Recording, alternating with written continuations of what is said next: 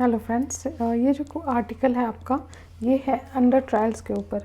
आपको पता है हमारा जो इंडियन जुडिशरी सिस्टम है उसका हालत ऐसा है कि लोग बिना कसूर साबित हुए उन्हें जेल तक में रहना पड़ता है और इन्हें ही हम अंडर ट्रायल प्रिजनर्स कहते हैं। अगर अंडर ट्रायल प्रिजनर के बारे में अगर कहें तो NCRB यानी कि नेशनल क्राइम रिकॉर्ड ब्यूरो के अनुसार 76% of all prison inmates in the country व अंडर ट्रायल। तो आप समझ सकते हो कितना ज़्यादा ये रेट है। और इसमें से अबाउट 68% जो है वो इलिटरेट हैं या फिर स्कूल ड्रॉप आउट हैं। ये स्टैटिस्टिक्स ही बताता है कि हमारे देश में जो जुडिशरी है या जस्टिस सिस्टम है वो कितना ज़्यादा लेथार्जिक है या उसमें रिफॉर्म की ज़रूरत है। अगर रीज़न की बात करें कि अंडर ट्रायल होता क्यों है, तो पहला तो है कि इन्वेस्टिगेशन में डिले, यानी कि टाइमली इन्वेस्टिगेशन नहीं होना, स्पीडी इन्वेस्टिगेशन नहीं होना। दूसरा है कि जो बेल सिस्टम भी है हमारे यहाँ, उसमें बहुत ज़्यादा कमी है, लैकुना है, जिसके कारण बिना कसूर साबित हुए लोगों को सालों साल जेल में रहना पड़ता है। और इसका जो असर होता है सबसे ज़्यादा जो वल्नरेबल या गरीब लोग हैं उन पे होता है। तीसरा है कि जो हमारा लीगल एड या रिप्रेजेंटेशन है, हमारे कॉन्स्टिट्यूशन में अगर आप DPSP में देखो तो उसमें लीगल एड एक फंडामेंटल आपका डायरेक्टिव दिया हुआ है कि किसी भी इंसान को ज़रूरत होने से लीगल एड मिलना चाहिए, लेकिन हमारे देश में ऐसा नहीं है। चौथा है कि अननेसेसरी अरेस्ट, मतलब कि कई बार क्या होता है कि अननेसेसरीली किसी इंसान को टारगेट करने के लिए या इन जनरल भी किसी वल्नरेबल ग्रुप के लोगों को अरेस्ट कर लिया जाता है और ओवर पुलिसिंग देखा गया है। लास्टली जो रीज़न है वो है प्रॉपर्टी और इलिटरेसी, यानी कि इंसान को खुद, सिटीजन को खुद नहीं पता होता, अवेयर नहीं होता वो अपने राइट्स के बारे में, और वो जस्टिस के पूरे सिस्टम में फंस जाता है। इशूज़ अगर हम देखें कि क्या क्या अंडर ट्रायल प्रिजनर फेस करता है, देखिए बहुत सारे जो प्रिजन्स हैं उसमें ऐसे सिचुएशन या कंडीशन देखे गए हैं जहाँ पे सुसाइड्स, एक्सीडेंट्स, मर्डर होते हुए देख रहे हैं। साथ में जो एनवायरनमेंट या जितना पॉपुलेशन है, ठीक है, जो हमारे अंडर ट्रायल्स हैं वो ओवर पॉपुलेटेड है और इसके कारण अनसेफ या वायलेंट एनवायरनमेंट भी देखा गया है। कई बार कोई इंसान कसूरवार नहीं होता तब भी उसे जेल में रखा जाता है और इसके कारण उसमें एक गुस्सा या वायलेंस की प्रवृत्ति भी आ सकती है। कोई साइंटिफिक क्लासिफिकेशन मेथड नहीं है जिससे कि हम हार्ड कोर क्रिमिनल को यंग क्रिमिनल से सेपरेट कर सके। तो इसलिए इवन दो कोई इंसान छोटे मोटे क्राइम के लिए जेल गया हो, लेकिन वो हार्ड कोर क्रिमिनल बन के जेल से बाहर आता है। तीसरा है कि जब इस कंडीशन में उसे सर्वाइव करना होता है, जो जहाँ पे वो disease, mall nutrition, absence of medical service face करता है, तो आप समझ सकते हो कि इंसान का क्या हालत होगा इन जेलों में। चौथा है कि जो फैमिली है, मतलब कि जो इंसान जेल गया वो तो सफ़र करता ही है, साथ में उसकी फैमिली भी सफ़र करती है। एक स्टेरियोटाइप, एक स्टिग्मा तो अटैच हो ही जाता है उसके फैमिली से। साथ में जब कोई मेन अर्निंग मेंबर जेल जाता है तो बाकी जो फैमिली मेम्बर्स हैं वो सफ़र करते हैं। वो डेस्टिट्यूशन होता है, पॉवर्टी होता है, सोशल स्टिग्मेटाइजेशन मिलता है।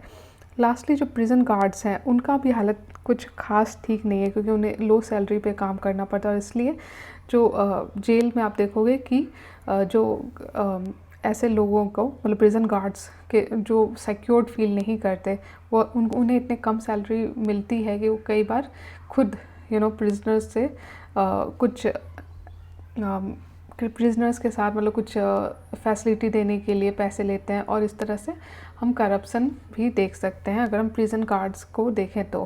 क्योंकि सही बात है, उनकी सैलरी इतनी कम होती है कि वो सर्वाइव नहीं कर पाते और इस कारण कई बार एथिकली नहीं काम कर पाते ऐसे प्रिजन गार्ड, ठीक है। तो इनिशिएटिव्स अगर हम बात करें कि क्या क्या इनिशिएटिव्स लिए गए हैं, तो देखिए पहला तो है कि फास्ट ट्रैक कोर्ट्स। ये देखिए फॉर्मली ये चीज़ें लाई गई हैं, लेकिन कितना इफेक्टिव है, एफिशिएंट है, ये तो अलग बात है, लेकिन हाँ ये सब काम किया जा रहा है। पहला है कि फास्ट ट्रैक कोर्ट्स, ताकि जो हाई कोर्ट और डिस्ट्रिक्ट कोर्ट में जो केसेस पेंडिंग है, कई ऐसे केसेस हैं जो कि सालों साल चलते हैं, इनफैक्ट जनरेशन बाय जनरेशन चलते हैं, तो ऐसे केसेस में फास्ट ट्रैक कोर्ट इफ़ेक्टिव होना चाहिए। दूसरा है ई कोर्ट्स, यानी कि कोविड के बाद हम देख रहे हैं कि ज़्यादा से ज़्यादा ई कोर्ट का फैसिलिटी जो है वो यूज़ किया जा रहा है, ताकि जो जुडिशियल प्रोसेस है या पेंडेंसी है वो कम हो। तीसरा है कि जैसे फास्टर स्कीम, यानी कि fast and secure transmission of electronic records, ऐसे स्कीम्स लाए गए हैं ताकि जो बेल का ऑर्डर है, जो बाकी ऑर्डर है, वो इजीली ट्रांसमिट हो सके और जैसे ही बेल मिले इंसान को उसे रिहा किया जा सके। चौथा है कि हमारे प्रिजन स्कीम्स को मॉडर्नाइजेशन, मतलब प्रिजन्स को मॉडर्नाइजेशन के लिए भी स्कीम्स ले आए गए हैं ताकि जो वल्नरेबल ग्रुप्स हैं, ठीक है, जो जेल में, और स्पेशली अगर वुमेन भी हैं तो उनके भी कंडीशन, या प्रेग्नेंट वुमेन्स हैं उनको, उनके कंडीशन का ध्यान दिया जाए ताकि जो बेबी होने वाला उस पर इम्पैक्ट ना पड़े। साथ में जो भी कंडीशन है, चाहे वो एनवायरनमेंट वाइज हो या जो इन जनरल प्रिजन का जो कंडीशन है वो सही रहे। उसके बाद जो नेक्स्ट है आपका ई प्रिजन प्रोजेक्ट है, जिसमें कि एफिशिएंसी इंट्रोड्यूस की जाएगी इन प्रिजन मैनेजमेंट। कैसे? तो डिजिटाइजेशन के थ्रू। तो ये 5 हमने कर लिया। छठा है मॉडल प्रिजन मैनुअल, जो कि इंफॉर्मेशन दी जाएगी अबाउट लीगल सर्विस जो कि एक प्रिजनर के पास अवेलेबल है, यानी कि उसे अवेयरनेस, उसे अवेयरनेस करने के लिए, उसे अवेयर करने के लिए अपने राइट्स के बारे में। वे फॉरवर्ड का बात करें तो हमें ज़रूरत है कि जो भी अंडर ट्रायल्स हैं उनको जल्दी से जल्दी, ठीक है, ताकि उन पे अगर वो कसूरवार हैं तो उनको सज़ा मिले और अगर वो बेकसूर हैं तो उन्हें रिहा किया जाए। उन्हें जल्दी से जल्दी प्रेसाइडिंग मजिस्ट्रेट के पास प्रोड्यूस करना चाहिए ताकि वो उस पर एक्शन लिया जा सके। अगर वो बेकसूर है तो उसे रिहा किया जा सके। दूसरा है कि जो पुलिस है, देखिए पुलिस बहुत इंपॉर्टेंट रोल प्ले करती है और सिर्फ पुलिसिंग का एक काम नहीं, उसे इन्वेस्टिगेशन भी करना पड़ता है कि क्या क्राइम है, कौन किया, किसने किया।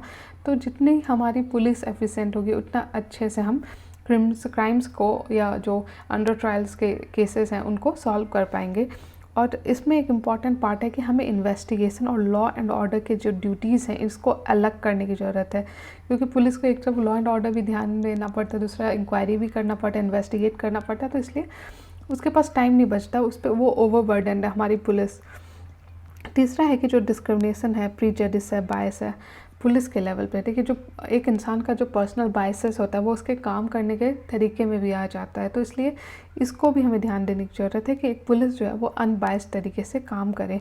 चौथा है जो अंडर ट्रायल्स है उनको और ज़्यादा बेटर फैसिलिटीज़ मिले, चाहे वो वाटर हो, मेडिकल हो या बाकी बेसिक रिक्वायरमेंट्स हो। लास्टली जो हमें अल्टरनेट डिस्प्यूट रिजोल्यूशन मैकेनिज़्म जैसे कि न्याय पंचायत को भी इसमें यूज़ करना चाहिए ताकि जो स्मॉल केसेस हैं या पेटी केसेस हैं उनको हम without going to actual court solve कर सकें और अंडर ट्रायल्स जो हैं वो कम से कम हो। तो इस तरह से हमने अंडर ट्रायल्स का पूरा ये टॉपिक कवर कर लिया। आई होप आपको वीडियो अच्छा लग रहा है। अगर अच्छा लग रहा है तो प्लीज़ लाइक कीजिए और मेरे चैनल को सब्सक्राइब कीजिए। Thank you.